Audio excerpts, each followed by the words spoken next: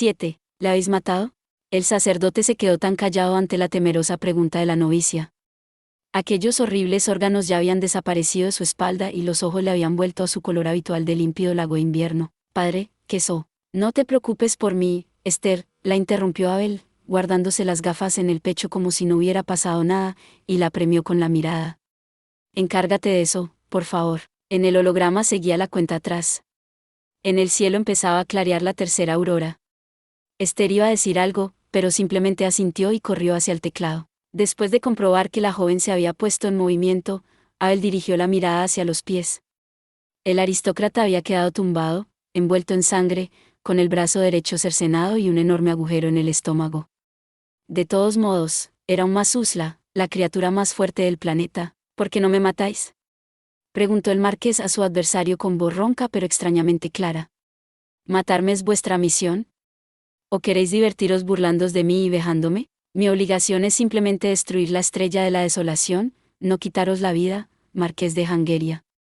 Además, no me gusta vejar a las personas. ¿Personas? Una luz extraña brillaba en los ojos del marqués, que se había girado para mirar a Abel. Este hombre le llamaba persona a él, que era un vampiro. Sí, a las personas. Esther, ¿cómo van las cosas por ahí? Ya he introducido el código. Había ayudado al obispo usando máquinas de escribir, pero es la primera vez que toco un ordenador. Después de teclear en el dispositivo, que le era tan poco familiar, Esther comprobó una vez más el texto de la pantalla. Igne natura renovatur integra. Después de asegurarse de que no había cometido ningún error al introducir la serie de letras en la lengua desconocida, presionó el botón de ejecución. ¿Ya está? Esther miraba la pantalla con satisfacción, pero, de repente, frunció el ceño. La cuenta atrás no se había detenido. Qué raro. Por mucho que apretara el botón de ejecución, no obtenía ninguna respuesta. La estrella de la desolación ya tendría que haber explotado en lo alto. ¿Por qué la cuenta atrás no se detenía? ¿Por qué? ¿Qué ocurre? Al lado de la nerviosa joven, el sacerdote observó la pantalla, extrañado. ¿Habéis introducido correctamente el código? Sí. Tal y como dijo Dietrich. Hola, Esther.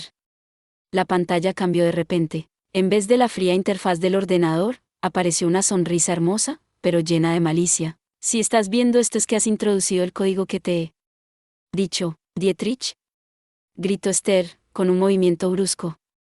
¿Qué pretendes? Tranquila, Esther. Esto no es una imagen en directo sino un archivo de video guardado en el ordenador. Como había indicado Abel con rostro preocupado, el joven siguió hablando sin reaccionar ante la voz de ella. Esther, tengo que pedirte perdón por una cosa. El código que has introducido no era el de autodestrucción.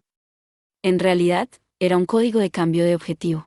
Dietrich hablaba con un tono ligero, como si se estuviera disculpando por haberle dado plantón en una cita, pero el significado de sus palabras fue suficiente para que el rostro de Esther cambiara de color de súbito. Pero puedes estar tranquila. Istvan está a salvo. No te pasará nada. El objetivo se ha trasladado a Bizancio. ¿Sabes dónde está Bizancio? Es la capital del imperio, el nido de los vampiros que tanto odias. Efectivamente, las coordenadas de la pantalla habían cambiado. Esther era incapaz de comprender su significado, pero si realmente apuntaban a la capital del imperio. Si se ataca la capital imperial, seguro que no se quedarán de brazos cruzados. ¿Empezará la batalla definitiva entre la humanidad y los vampiros?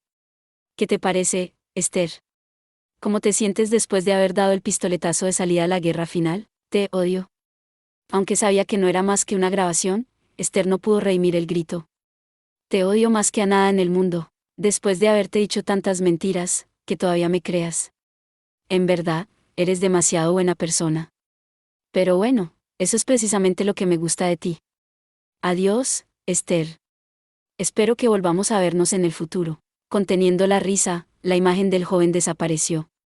Esther seguía mirando con odio la pantalla, pero el tacto de una mano ensangrentada la hizo volver en sí. Padre, Esther, hazte a un lado, por favor. Abel pasó silenciosamente por el lado de la joven y se plantó delante del teclado. Sus ojos azules brillaban reflejando la luz de la pantalla. Es inútil, padre Nitroat. El ordenador de la estrella de la desolación es especial. Según lo que ha dicho ese maldito Dietrich, es una reliquia de antes del Armagedón. Aunque Abel no respondió a la voz jadeante del marqués. Dejando correr la mirada en silencio por los gigantescos números de la pantalla, posó los dedos sobre el teclado y empezó a operar los controles ágilmente. Al principio, tecleaba despacio, pero pronto tomó más velocidad. ¿Padre? Esther le observaba, asombrada, a su lado. Los dedos se movían con la frescura de un pianista sentado frente al teclado. El manejo de ordenadores era una tarea extremadamente difícil, que demandaba de los programadores especializados una atención escrupulosa y enormes conocimientos. No era algo que pudiera hacer cualquier aficionado. Padre, teclear sin ton ni son no aport. Silencio. La voz que cortó a Esther era tan fría que parecía que se había convertido en parte de la máquina. Abel siguió tecleando, pero la cuenta atrás no se detenía. El ruido de las teclas parecía competir con los números que descendían implacablemente. 40 segundos para el disparo. 39, 38, 37. Las manos del sacerdote se detuvieron en cuanto la voz mecánica empezó a anunciar los últimos segundos de la cuenta atrás. Elevó la cara pálida como si hubieran exorcizado un espíritu maligno. Ignorando a Esther, que le observaba como acariciándole con la mirada, murmuró con voz fría. Interfaz de control por voz. Solicitud de cambio a modo administrador de sistema. Al instante, la voz que anunciaba la cuenta atrás se detuvo. Y no solo la voz. También se pararon los números que cambiaban vertiginosamente en la pantalla. El estado del ordenador parecía el de un perro que hubiera levantado repentinamente la cabeza al oír la voz del amo a quien creía muerto, comprendido. La voz, apenas audible, no era la voz mecánica de sexo indeterminado que había sonado hasta entonces, sino una voz suave de mujer, que empezó a hablar respetuosamente con el tono de un vasallo fiel dirigiéndose a su señor. Cambio a modo administrador de sistema. Las tareas en ejecución se reanudarán inmediatamente. 30 segundos para el disparo, 29, 28, 27. Distribución preferente a la raíz de los comandos internos del sistema para casos de emergencia. Congelación de todas las tareas en ejecución. Los comandos han sido destruidos por el administrador. Refiéranse a la dirección R200055 para el origen del error. No es necesario. Parecía una persona por completo diferente, con una voz radicalmente distinta. Era como si Dios se hubiera puesto a charlar con el diablo. Mientras Esther le observaba, estupefacta, Abel chasqueó un momento la lengua y pronunció rápidamente otro conjuro. ¿No hay diversas posibilidades para utilizar el comando de congelar el sistema? No tengo tiempo. No hace falta mostrar la dirección. Comprendido. Iniciada la búsqueda. Búsqueda terminada. Hay un archivo que se ajusta a los parámetros de la búsqueda, que dice, código de autodestrucción basado en el reglamento de preservación 3090. Los labios de Abel se detuvieron. Como si quisiera pedir perdón por algo, su mirada se dirigió al marqués. Pero no podía perder ni un segundo. Introducción de código de autodestrucción. Autodestrucción en base al reglamento de preservación 3090. Para introducir el código es necesario una clave de seguridad de A especial o superior. Introduzca la clave, por favor. ¿Una clave de seguridad de administrador?, suspiró el sacerdote, y pronunció otro conjuro. Comandante de la Flota Estelar Internacional Abel Nitroat. Servicio de Seguridad del Departamento de Control del Proyecto Marte Rojo. Código de reconocimiento UNAF 94181 MOC 1666102 Código comprobado, respondió la voz respetuosamente. Inicio de la autodestrucción en base al reglamento de preservación 3090. La destrucción del sistema llevará a la destrucción completa del satélite en órbita 7792. Gracias por haber utilizado este programa. La voz calmada dejó de oírse de repente y, al mismo tiempo, desaparecieron los números de la interfaz. ¿Qué estaría pensando mientras veía oscurecerse la pantalla? El sacerdote lanzó un profundo suspiro y, mirando más allá de la ventana, murmuró sin dirigirse a nadie en particular. Buen trabajo. Al levantar la vista se veía la luna nocturna levantándose por el este, la primera luna, que había acompañado a este planeta desde su nacimiento. La segunda luna permanecía en el cielo meridional, como una presencia funesta o el ojo de un dios que vigilara los destinos humanos. Era la luz deforme también llamada la luna de los vampiros, que parecía la travesura de un diablo. Se pudo ver claramente como la gran estrella que hasta ahora había brillado sobrepasando a las otras se apagaba lentamente con un centelleo. ¿Qué ha pasado?, gimió Esther con voz débil. Con sus conocimientos era incapaz de entender lo que acababa de ocurrir ante sus ojos, pero sabía que había sido algo enorme. ¿Qué ha pasado con la estrella? La estrella ya no existe, le respondió una voz desde el suelo. La estrella ya no existe. ¿Todo ha terminado? O mejor dicho, ¿lo habéis terminado?, siguió el marqués, moviendo su dulce mirada desde Esther hacia el silencioso sacerdote. Veo que sois precisamente lo que sospechaba, padre Nictroat. Abel se giró afablemente hacia el vampiro herido, que intentaba hablarle. Fuera porque el marqués interpretó su gesto como si le dijera que no hacía falta hablar o porque las heridas se lo impidieron, el aristócrata asintió en silencio y cambió de tema con expresión serena. Por cierto, ¿puedo pediros una cosa, padre Nictroad? Aunque le hubieran cercenado un brazo y le hubieran atravesado el estómago, la fuerza vital del Masusa le permitía conservar la voz. El vampiro herido prosiguió con voz ronca, pero clara. Si me enviáis a Roma, me matarán. Ya que tengo que morir, prefiero que no sea a manos de la Inquisición romana. ¿Me permitís que le ofrezca a la hermana la ocasión de vengarse de mí? La joven, que hasta entonces había permanecido en silencio, levantó el rostro, sorprendida, y miró repetidamente a Abel y al marqués sin comprender lo que decían.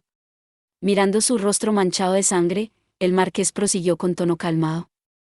Yo he robado a esta chica la persona a la que más quería. Tiene derecho a vengarse. Es lo correcto. Es lo más correcto. Tengo la obligación de dejar que me mate. Abel abrió la boca 2 o 3 veces como para decir algo, pero al fin no pronunció ninguna palabra y simplemente recogió del suelo su anticuado revólver de repetición. Esther, toma esto, dijo el sacerdote, recargando el arma y poniéndola en manos de la monja con el percutor a punto. Lleva balas de plata. Si disparas al cerebro o al corazón, la muerte será inmediata. Como confundida por el peso del metal que le habían puesto de repente en la mano, Esther se quedó mirando el arma mortífera y al vampiro bañado en sangre tendido en el suelo. Lo siento, se disculpó con voz serena al marqués. Mi venganza era correcta. Nadie me puede decir que estuviera equivocado.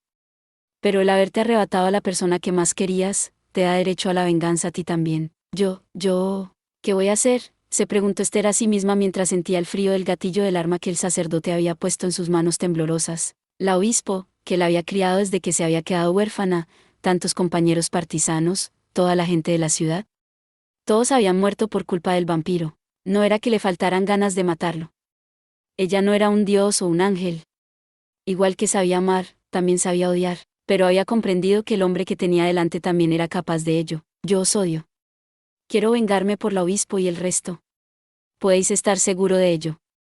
Pero, dijo la joven susurrando, con voz entrecortada, pero creo que no es correcto mataros. El marqués giró el cuello y levantó la mirada extrañado, al mismo tiempo que Abel la observaba con ojos de niño extraviado. Puede ser que no lo entienda porque soy tonta, pero, de todas maneras, creo que no es correcto.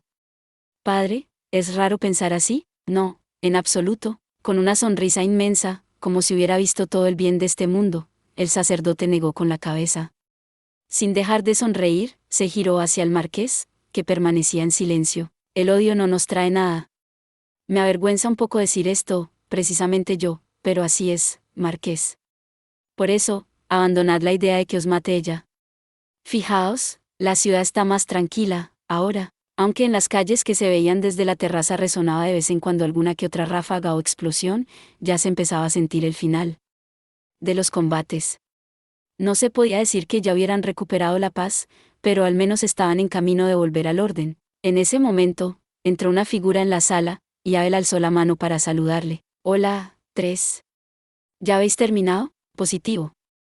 El 97% de las tropas de la guardia estacionadas en la ciudad han sido derrotadas. La voz del padre Tresicus, el agente Ganslinger, era monótona como siempre, pero su respuesta era de precisión mecánica. Al perder el control de la central, han perdido también la voluntad de luchar y han empezado a rendirse.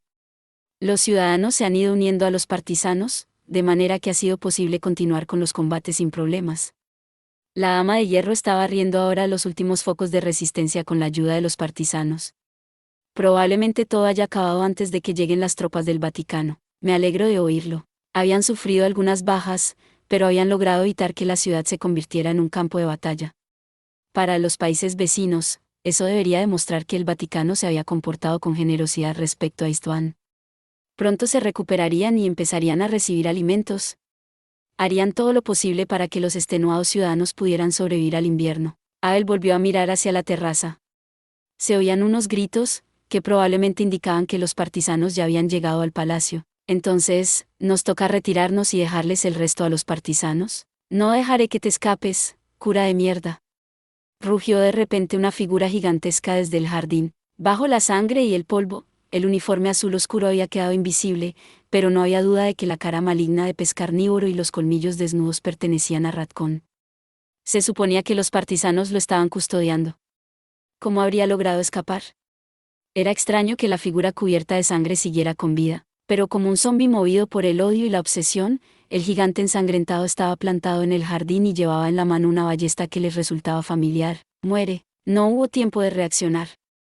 El gigante había disparado hacia Esther su propia ballesta. Al mismo tiempo, a espaldas de la joven rugió la M13, disparando por encima de su hombro. La bala de 13 milímetros de diámetro se clavó limpiamente entre los ojos del gigante y le salió por la parte trasera del cráneo. El cerebro estalló, pero la flecha que había disparado, Marqués de Hangeria. Gimió Esther. Ante ella, una figura sin brazo derecho se había erguido como un muro. En el pecho tenía clavada la flecha cubierta de una solución de plata. Retrocediendo mientras la carne se le deshacía con un horrible hedor, el cuerpo del marqués volvió a caer al suelo. Esther se puso de rodillas instintivamente para abrazarlo, pero ya habían empezado las convulsiones. ¿Por qué? ¿Por qué? Incluso la fuerza vital de un Mazuzla no era capaz de soportar una flecha untada en solución de plata clavada en el corazón. Una capa blanca empezó a cubrir rápidamente los ojos del marqués, que tosía y vomitaba sangre mientras intentaba seguir hablando. Yo debería odiarte. ¿Por qué he protegido a una tirana? Además, a una novicia. No habléis. Intentó contenerle Esther, mientras el vampiro sonreía amargamente. De todos modos, la joven tampoco sabía muy bien qué hacer. Cuando levantó la cabeza como para asirse a los sacerdotes solo encontró la mirada de uno y el movimiento turbado del otro. ¿Dónde me equivoqué? ¿Por qué tuve que? Susurró el marqués, levantando la mirada hacia Esther, aunque ya no debía de ver nada. En su rostro ya no había rastro de dolor. Pese a estar pálido, parecía incluso en paz. Quería verte feliz, María. ¿Cómo se convirtió eso en... Gracias, querido, dijo con una voz extrañamente libre de odio. Antes de darse cuenta, había levantado las mejillas ensangrentadas hasta su propio rostro para susurrarle. Gracias. Ya está. Gracias de verdad. En el último momento, el marqués pareció sonreír, fue como si se le movieran ligeramente los labios, pero eso habría sido quizá causa de Esther. Los párpados se cerraron serenamente sobre los ojos grises y no volvieron a abrirse. Señor, que su alma encuentre paz en alguna parte. ¿Por qué lloraba? Las lágrimas cálidas que le brotaran de los ojos mojaban sus mejillas y las del hombre muerto. Era extraño, pero por el muerto, solo por el muerto, Esther hizo la señal de la cruz. Que vuelva a encontrarse con la persona a quien ama y que haya misericordia para él. Amén. Eso es todo por este video. Espero que hayas disfrutado de la narración de esta emocionante novela web o ligera. Si te gustó el video y quieres ver más contenido como este, te invito a que te suscribas y le des me gusta al video. De esta manera, me ayudas a crecer y a seguir compartiendo historias emocionantes contigo. No te pierdas ningún video más. Gracias por tu apoyo.